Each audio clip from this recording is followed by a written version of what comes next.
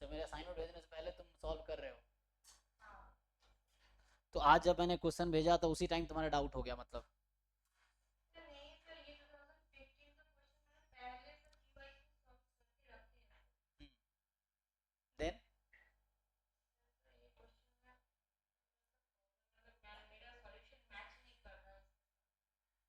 एक तो मुझे मुझे समझ नहीं आता, तो तुमने पहले सॉल्व कर रखे हैं तो डाउट कैसे आ गया? एक्चुअली मतलब मैंने पहले सॉल्व करके रखे हैं।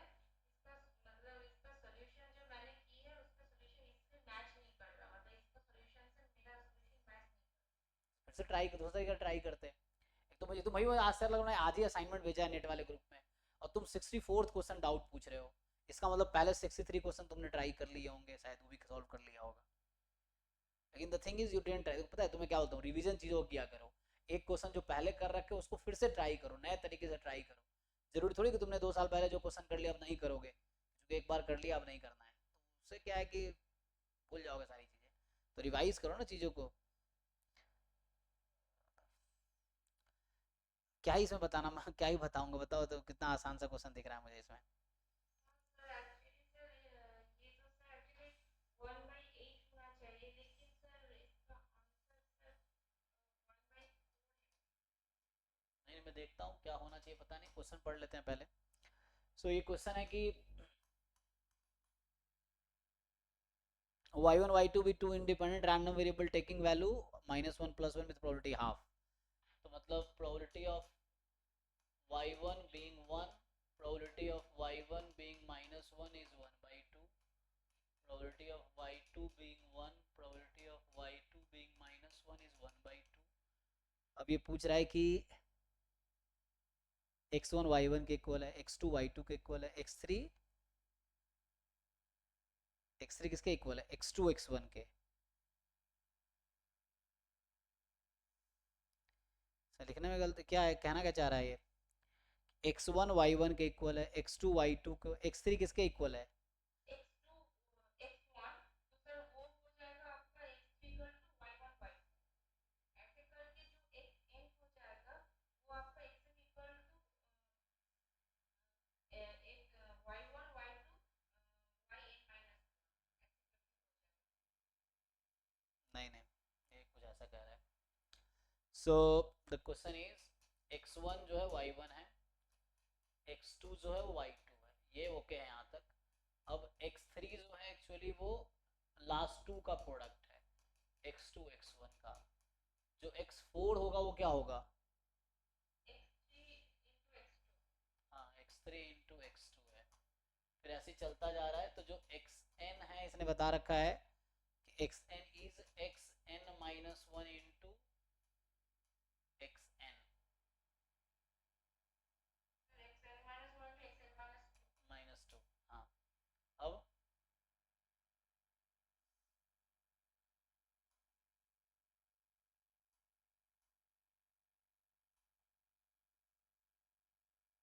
अब ये पूछ रहा है हमसे प्रोबेबिलिटी कौन से पार्ट सॉल्व करना है। सर आप क्वेश्चन ऑप्शन ए सॉल्व कर लीजिए।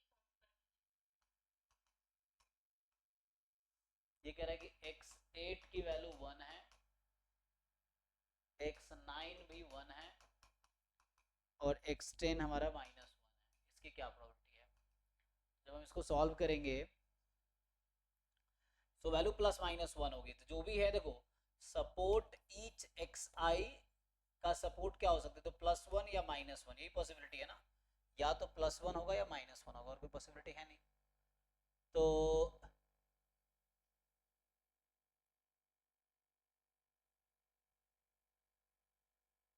x8 1 है, x9 1 है और x10 -1 है, इसकी क्या प्रोबेबिलिटी होगी? तो यहां से बताओ मुझे x10 किसके इक्वल है। जैसे अगर मैं यहां से लिखता हूं probability x8 is equal to 1, x9 is equal to 1 and x9 into x8 is equal to -1। अब दिमाग, थोड़ा सा दिमाग लगाओ। ये कॉमा का मतलब क्या है? इंटरसेक्शन है। कॉमा का मतलब होता है इंटरसेक्शन। तो x10 को मैं लिख सकता हूँ, ये इसके उस रूल के हिसाब से यही है ना। x10 को मैं क्या लिख सकता हूँ यहाँ से, x9 इंटू x8। अब तुम सोचो दोनों का प्रोडक्ट -1 कब होगा? एक +1 और एक -1। और यहाँ क्या कह रखा है इसने? अच्छा ये ना 1 तो क्या मतलब हुआ इसका? तो नॉट पॉसिबल। मैथमेटिकली क्या एम्प्टी सेट 0 आ गई। बाकी पार्ट में क्या दिक्कत है बताओ? हाँ सर हो गया सब बात। इतना दिमाग तो लगाओ।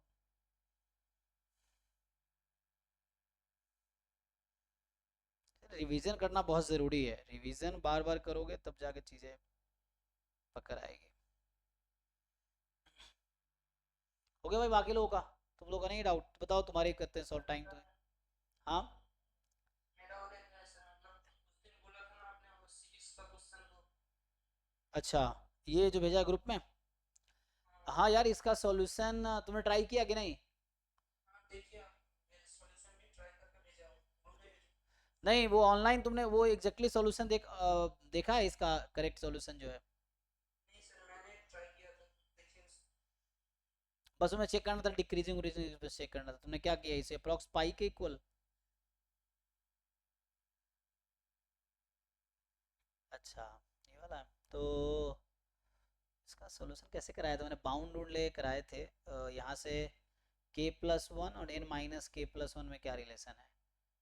मैंने ऐसा किया कि दो सीक्वेंस मान लिया और एक सीक्वेंस पाई पे कन्वर्ज कर रहा है और एक सीक्वेंस है मतलब डाइवर्जेंट है, ऑसिलेटरी टाइप का -1 का पावर में converge नहीं कर रहा है। ऐसे ठीक है, देन क्या कंक्लूजन क्या आ रहा है इसका? डाइवर्जेंट आ रहा है। डाइवर्जेंट आंसर में क्या कह रखा है? डाइवर्जेंट ये तो ठीक तो है। प्रोसेस की है मैंने। अच्छा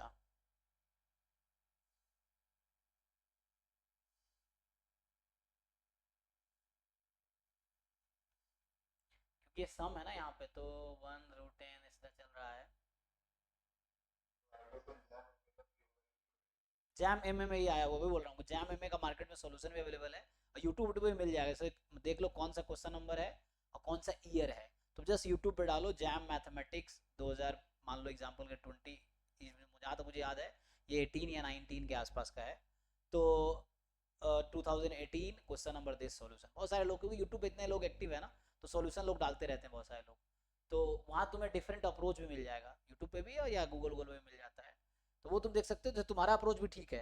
लेकिन और तुम लोग अप्रोच देख सकते हो लोग क्योंकि हर इंसान अपने तरीके से सॉल्व करता है। क्योंकि सब रट्टा मारने वाले नहीं है ना, कुछ लोग क्या है अपना खुद अपना तरीका लगाते हैं भाई हम कैसे कर सकते हैं। क्योंकि एग्जाम में जो अपना तरीका है वही एग्जाम में काम आएगा। अगर तुम रट्टा किसी का मार रखा है मतलब एक दो क्वेश्चन रट्टा मारने से कुछ होगा नहीं, तो अप्रोच क्लियर होने चाहिए। तो ये है, तो यहाँ पे यही चीज़ है मतलब लेकिन कुछ क्वेश्चन ऐसे हैं जो थोड़ा टाइम लेता है सॉल्व करने में, तो वो सॉल्व करने से ही आएगा। या फिर किसी का सॉल्यूशन देख लो तो उससे एक आइडिया मिल जाएगा कि अच्छा इसने ऐसे सोचा है तो इसे हम भी कर सकते थे।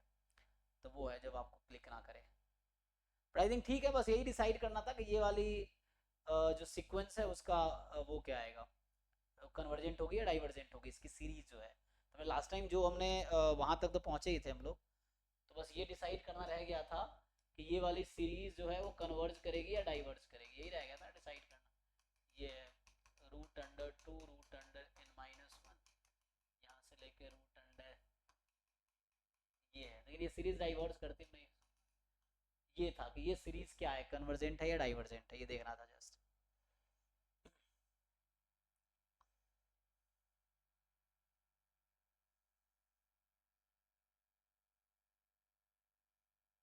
हाँ ऐसे तो इसके ईच टर्म्स तो डाइवर्स ही कर रहा है। सर सीरीज तो सर मतलब मेरा कन्वर्जेंट आ गया। सीरीज कन्वर्जेंट आ गया और ये क्या बोलना चाह रहे इसके, ये बोलना चाह रहे मैं ये कहा था ना समेसन मान लो फॉर एग्जांपल ये सी एन है एग्जांपल के लिए। तो यही टेस्ट करना है ना कि सी एन के बारे में क्या कह सकते हैं। हाँ, और एक -1 टू द पावर n भी था। अच्छा एक मिनट, सो यहाँ पे तुम्हारा जो आया हुआ है, अच्छा बाहर -1 की पावर n है तो इनटू में माइनस, अब क्या है अब कन्वर्जेंट अभी क्या है ये, तो ये तुम कह रहे हो डिक्रीजिंग है। मैंने ऐसा नहीं किया, मैंने हम्म, देखिए ना मतलब मैंने तो एक्सप्लेन करो थोड़ा किया क्या है इसमें, तुम कहना क्या कहना चाह रहे हो?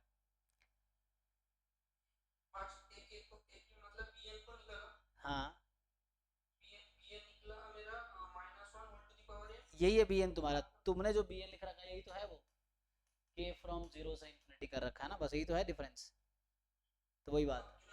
bn है सर k equals to 0 to n। इसका नाम शायद तुमने bn रखा है, ये bn है देखो, हाँ और ऊपर मेरा -1 whole to the power n। बस ये लगा रखा है, ठीक है हाँ।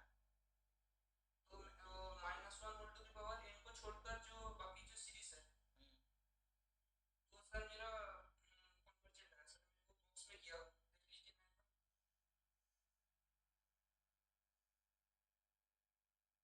इंटीग्रल टेस्ट लगा दिया तुमने, ओके। इंटीग्रल टेस्ट नहीं, मैंने बीटा मतलब जैसे लिमिट है k बाई n को x रख दिया,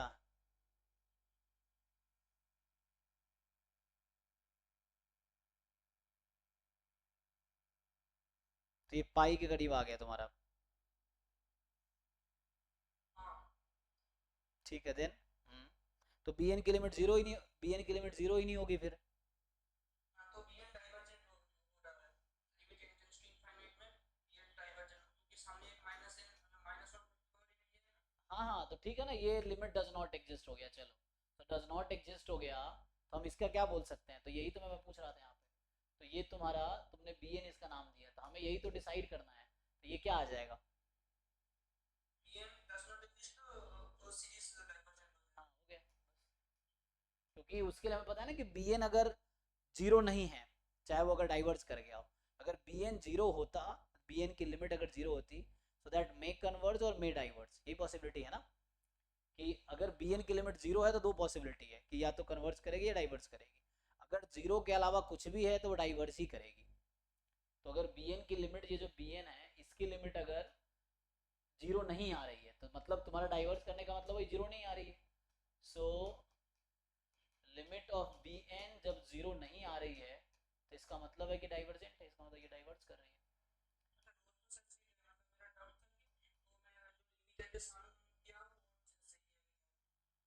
चलेगा क्योंकि n टेंस टू इन्फिनिटी पे 1/n जीरो पे ही चला जाना है, चलेगा ठीक है, क्योंकि 1/n तो जीरो पे ही चला जाएगा ना, तो कोई प्रॉब्लम नहीं है, k एक्स्ट्रा होने से प्रॉब्लम होता, लेकिन k तो यूटिलाइज हो गया है, चल जाएगा, करेक्ट है, इस तरह का मैंने भी पिछले साल भी एक दो क्वेश्चन इस तरह के आए थे, हो जाएगा। बाकी इसका एग्जैक्टली सॉल्यूशन मैं भी देख नहीं पाता, टाइम नहीं मिलता है ना, वरना मैं वही बोल रहा हूँ कि सॉल्यूशन तो मार्केट में इतने सॉल्यूशंस हैं, मतलब तुम्हें तुम्हें लगे कोई बेटर सॉल्यूशन मिल जाए तो बेटर को थोड़ा एक्सप्लोर करना पड़ेगा तुम्हें, तो देखो ऑनलाइन तुम उस पर, या बता रहे ना ईयर एक बार देख लो, तो जैम मैथ के बुक खोल के देखना पड़ेगा, बुक मैं भी चेक करता हूँ,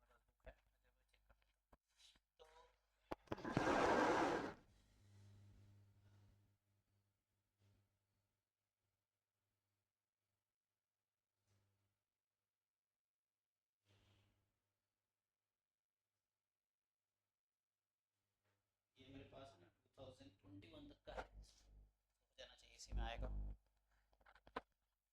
सो इसमें 2000 ना 21 तक का है, सो जहाँ तक मुझे याद है ये 17 18 या 19 के आसपास का क्वेश्चन है।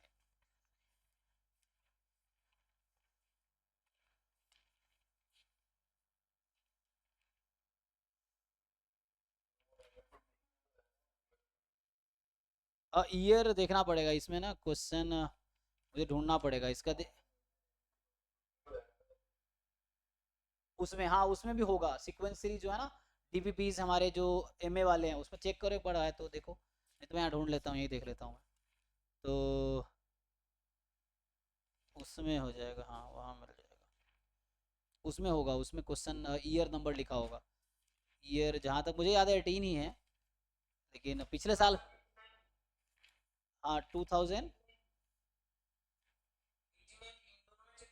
हाँ एक बार चेक करके देख सकते हो, मैथ्स हाँ जैम मैथमेटिक्स के पेपर 2018-19 के लिए मिल गया मुझे, 2018 में क्वेश्चन नंबर 14 है, ठीक है, जैम मैथमेटिक्स 2018 का क्वेश्चन नंबर 14 है, इस मतलब ये बुक में, हो सकता है ऑर्डर वहाँ अलग हो, 2018 का ही है, और 14 नंबर इसने क्या किया है इसमें, तो क्योंकि इस तरह क्वेश्चन हर साल आते हैं ना, जो थोड़ी मुश्किल क्वेश्चन हो तो हर साल डाउट में आते हैं, तो इसने क्या कर रखा है,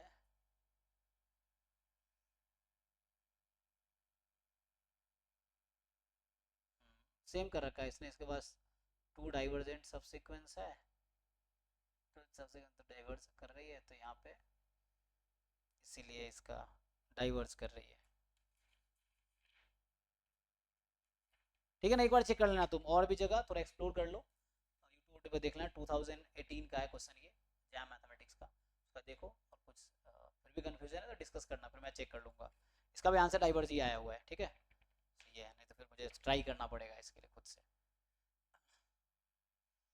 तो एक बार चेक करना, नहीं समझ आया फिर बताओ, देखते हैं कुछ और फिर, क्योंकि है ना ऑनलाइन बहुत सारे डिफरेंट लोगों के डिफरेंट अप्रोच होते हैं, कितने हैं ना दुनिया में, एक से एक मतलब इंटेलिजेंट लोग हैं, तो तुम उनका देख सकते हो, जो लोग सॉल्यूशन अपलोड करते हैं यूट्यूब, उनका देख सकते हो। ठीक है ना, तो अभी स्टॉप करते हैं।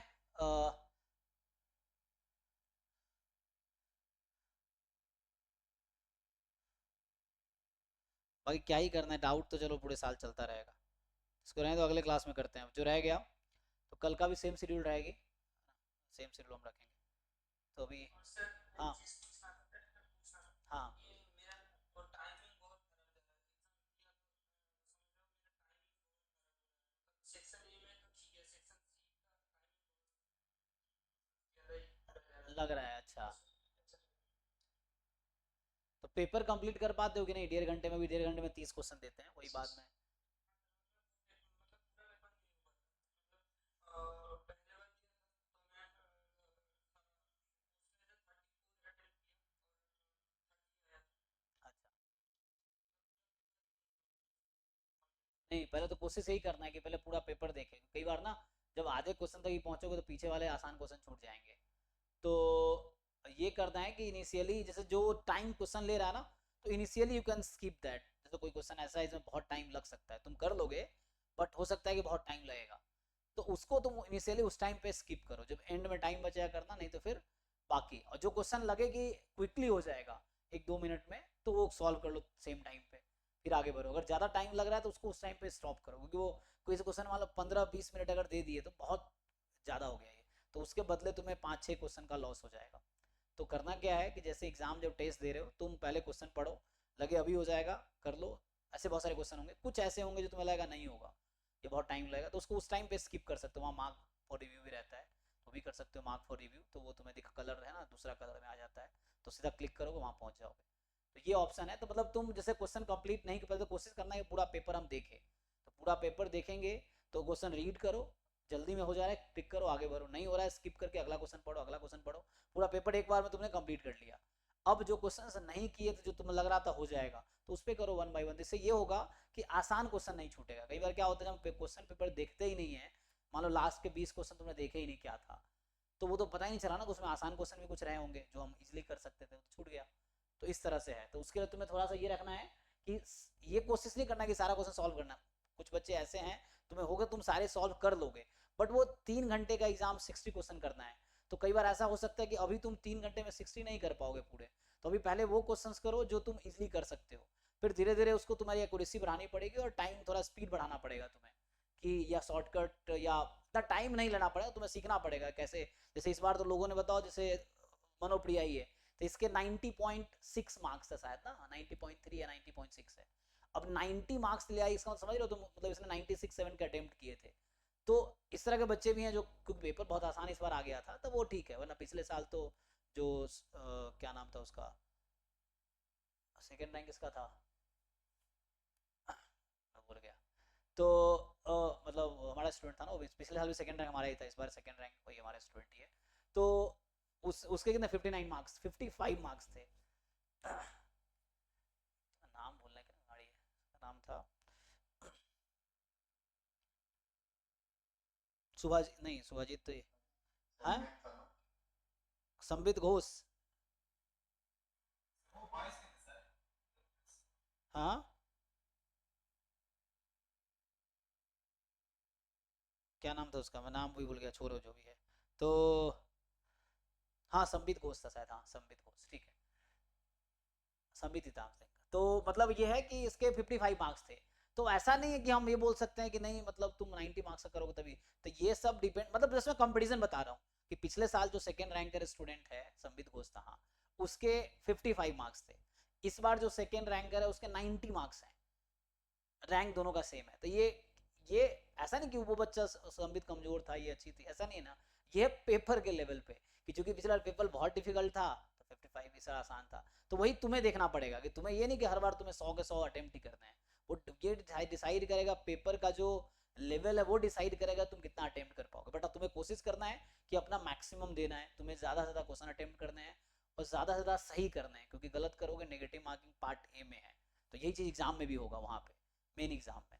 तो उसको थोड़ा सा इम्प्रूव करना है कि हमें क्या करना है कि गलतियां कम करे और जो क्वेश्चन कर रहे हैं सही करे और छूटे ना। ये छूटने से दिक्कत ये है वो कि आसान क्वेश्चन छूट जाएगा, क्योंकि पूरा पेपर कभी डिफिकल्ट नहीं होता। 2023 का भी पेपर देखोगे तो भले सारा पूरा पेपर डिफिकल्ट थोड़ी है, कुछ क्वेश्चन उसमें से मान लो 30-40% क्वेश्चन है जो मुश्किल है, 60% तो आसान ही है ना, ये चीज़ है। तो या एवरेज लेवल का है, तो वो तुम्हें टारगेट करना है कि पहले इजी वाले क्वेश्चन और एवरेज लेवल के क्वेश्चन हम कर लें, फिर मुश्किल वाले बाद में करें। अगर मुश्किल वाले शुरू में करेंगे तो बहुत ज़्यादा टाइम खा जाएगा और उस टाइम की वजह से हमारा एवरेज या आसान क्वेश्चन छूट जाएगा। तो ये तुम्हें समझना है इसको। 3 आवर्स 15 मिनट देता है एग्जाम में या फिर 3 नहीं आवर्स नहीं नहीं नहीं, 15 15 मिनट मिनट, क्वेश्चन पढ़ने होता है? हाँ इंस्ट्रक्शन के लिए। वो क्वेश्चन ओपन जब हो जाएगा पेपर तब टाइम स्टार्ट, जैसे पहले तो होता है इंस्ट्रक्शन पढ़ने के लिए 15 मिनट का टाइम रहता है, तो उसमें तो कुछ कर नहीं सकते, क्वेश्चन तो दिखेगा ही नहीं।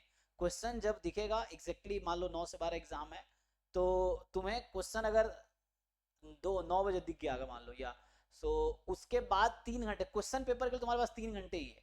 15 मिनट तो इंस्ट्रक्शन जो शुरू में रहता है कि तुम्हें इस बटन इस क्लिक का मतलब ये है, इसका मतलब जो शुरू में रहता है, इसमें हमारे टेस्ट में भी है ना, जो बता रखा होता है कि तुम्हारे क्या टेस्ट में थोड़े से ना कि मार्क फॉर रिव्यू और ये सब जो उसके ऑप्शंस हैं वो बताते हैं। वरना एग्जाम एग्जैक्टली 3 आवर्स का है, उसमें तुम्हें 1 मिनट भी एक्स्ट्रा नहीं मिलेगा, क्योंकि जब तुम क्वेश्चन तुम्हें दिखना शुरू हो गया तो टाइम काउंट स्टार्ट हो गया 180 मिनट से, फिर वो 0 मिनट होगा खुद ही सबमिट हो जाएगा। तो ये है, तो उसमें तुम कुछ कर भी नहीं सकते। एमएस और एमए का टाइमिंग सेम होता है क्या एग्जाम का? नहीं नहीं नहीं नहीं, साइमल्टेनियस नहीं होता है। जैसे JAM M A JAM M S कभी सेम नहीं हो सकता, क्योंकि हर स्टूडेंट के पास दोनों ऑप्शन देते हैं ये लोग, तो ये खुद ही इनके पास तरफ से ये सेम रख ही नहीं सकते। तो जैसे कई बार आता है 9 से 12 एम ए का है, 2 से 5 एम एस का है, या उल्टा कर लो इसको। कई बार सैटरडे को एम एस का नहीं सॉरी हाँ, अच्छा एग्ज़ाम तो जैम का एक दिन ही होता है, तो वो गेट में ऐसा होता है। जैम में ये रहता है कि गेट में भी 2 ऑप्शन है, गेट मैथमेटिक्स गेट स्टाइल दोनों एक स्टूडेंट दे सकता है, जैसे जैम में सेम गेट में भी है। तो गेट चूंकि 4 दिन तक होते हैं एग्जाम, 4 वीक तक 8 दिन होते हैं गेट के एग्जाम एक्चुअली, क्योंकि गेट में 30 पेपर्स हैं। तो सैटरडे संडे फरवरी के जो पहले 4 सैटरडे संडे है, मतलब 4 दिन सेंस कि 2 2 4 है ना, इस तरह से मतलब एग्जाम जहाँ मतलब 4 दिन या 8 दिन होते हैं, आई थिंक 4 दिन होते हैं। और जैम का एग्जैक्टली 1 जैम का फिक्स है कि second Sunday off Feb exam होगा, ये पक्का है। तो 9 से 12 मैथ्स का होता है, 2 से 5 स्टैट्स का, या 9 से 12 स्टैट्स का, 2 से 5 मैथ का, ये रहता है एक्चुअली। सेम डे ही रहेगा, क्योंकि जैम एक दिन का एग्जाम, 1 डे एग्जाम है जैम, तो जैम एक दिन का ही रहता है, तो वो है। गेट एक्चुअली 4-5 दिन में होते हैं, मतलब सैटरडे संडे में होता रहता है उसका। तो कई बार इस वीक में गेट स्टैट्स का है, अगले वीक में जैम में स्टैट्स का, ऐसे रहता है। कई बार साथ में भी आ जाते हैं, पिछले साल ऐसा हुआ था 2023 में ऐसा हुआ था कि GATE statistics 9 to I think सुबह 9 से 12 था, जैम स्टैटिस्टिक्स 2 से 5 था, दोनों एक ही दिन आ गया था। तो वहाँ फिर दिक्कत ये हो गया था, अब जिस टाइम पे गेट स्टैटिस्टिक्स का एग्जाम था उस टाइम पे जैम मैथमेटिक्स का था सेम स्लॉट में, तब कोई बच्चा या तो जैम मैथमेटिक्स देगा या गेट स्टैटिस्टिक्स देगा। तो उस दिन थोड़ा ऐसा उस बार हुआ था, वरना अब नहीं होता। तो थोड़ा मेल उल करके ध्यान रखते हैं, तो ऐसा उस टाइम ऐसा हो गया था। तो है ना, कोई बच्चा चाहे तो तुम अगर चाहो तो एग्जाम गेट मैथमेटिक्स भी दे सकते हो, गेट स्टैटिस्टिक्स भी दे सकते हो, जैम मैथमेटिक्स जैम स्टैटिस्टिक्स चारों एग्जाम दे सकते हो, ये है। ठीक है ना। और सर जो हम मतलब जो असाइनमेंट सॉल्व कर रहे हैं उसको मतलब सर कैसे करें कि जो ऑलरेडी टिक मार कर चल जाएगी या मतलब जैम के एमएस के लिए तो सर टिक ही मारना पड़ रहा है, हाँ तो टिक मार कर कर रहा हूँ और फिर आईएसआई के लिए सर थोड़ा सोचना सोल्यूशन पड़ता है लिखना सर। पड़ेगा, तो उसके लिए प्रॉपर सोल्यूशन लिखना पड़ेगा तुम्हें। हाँ, तो मतलब दो जब मतलब दोनों में जब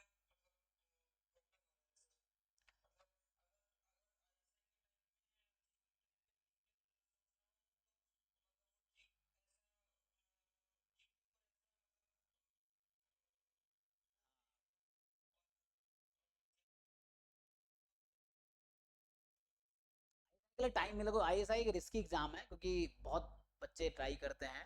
तो अभी मैं भी बोल रहा हूँ अभी तुम थोड़े से अपना स्पीड बढ़ाओ कि आईएसआई में फर्स्ट पेपर एमसीक्यू है, तो वहाँ पे जस्ट टिक ही करने होते हैं, सेकंड में वो है ना, हाँ सीट भी कम है, तो वहाँ रिस्क बहुत ज़्यादा है। तो अगर तुम आईएसआई फोकस करोगे तो तुम्हारा डबल लॉस हो सकता है जैम में भी रैंक अच्छे ना आए और आईएसआई में भी ना हो, मतलब सबसे बुरा सिचुएशन हो जाएगा। तो लेकिन अगर तुम जैम पे फोकस अच्छे से कर रहे हो अभी, मतलब थोड़ा स्पीड बढ़ा के, तो जैम में अच्छे रैंक आ जाएंगे तुम्हारे लिए। आईआईटी तो सेफ है, आईआईटी बॉम्बे कानपुर जो भी जाना है वहाँ सेफ सीट है। अब जैम के बाद तुम्हारे पास फेब मार्च अप्रैल मई 4 महीने तुम्हारे पास रहते हैं, उस 4 महीने में सिर्फ तुम्हें आईएसआई में कवर करना है। तो वहां तुम सिर्फ हर सॉल्यूशन का जो है वही जैम के पेपर का तुम एक एक क्वेश्चन का डिटेल सॉल्यूशन लिख लो सब्जेक्टिव, तो तुम्हारे पास टाइम है। क्योंकि अभी आईएसआई फोकस करने मतलब जैम अगर तुम्हें खराब हुआ तो वो तो फिर तुम्हारा डबल तो प्रेशर बढ़ जाएगा जैम के बाद तुम्हारे ऊपर, कि अब आईएसआई निकालना ही है, तो प्रेशर और मुश्किल हो जाएगा। तो अभी तुम कोशिश करो कि क्वेश्चन को कम टाइम में क्विकली करेक्ट ऑप्शन तुम डिसाइड कर सको, क्योंकि वहाँ टाइम नहीं रहता, एग्जाम में बहुत प्रेशर रहता है, बीच में साइन उन करवाने आते हैं, तो वो उसमें 5 मिनट चला जाएगा तुम्हारा, जो इन्विजिलेशन ड्यूटी होता है ना, तो वो सब तो इस तरह का रहता है। तो वहाँ पे समझो कि टाइम कम रहता है, तो उसमें तुम अगर सोल्यूशन हर बार लिखने की कोशिश करोगे, क्योंकि माइंड तुम वैसे ट्रेन कर रहे हो सोल्यूशन लिखने में, तो वहाँ भी तुम यही कोशिश करोगे तो क्वेश्चन में ज़्यादा टाइम जाएगा, तो अटेम्प्ट ही नहीं कर पाओगे 60 क्वेश्चन 3 घंटे में, तो उसके लिए फिर लॉस होगा ना, प्रॉब्लम। क्या होना चाहिए, एमसीक्यू एमएसक्यू और नेट अटेम्प्ट करना चाहिए? नहीं नहीं, नेट एमसीक्यू नेट फिर एमएसक्यू करो, एमएसक्यू बहुत टाइम खाएगा और गलतियाँ भी खूब होंगी एमएसक्यू में, तो इट्स बेटर कि एमएसक्यू को एंड में करो, ये है।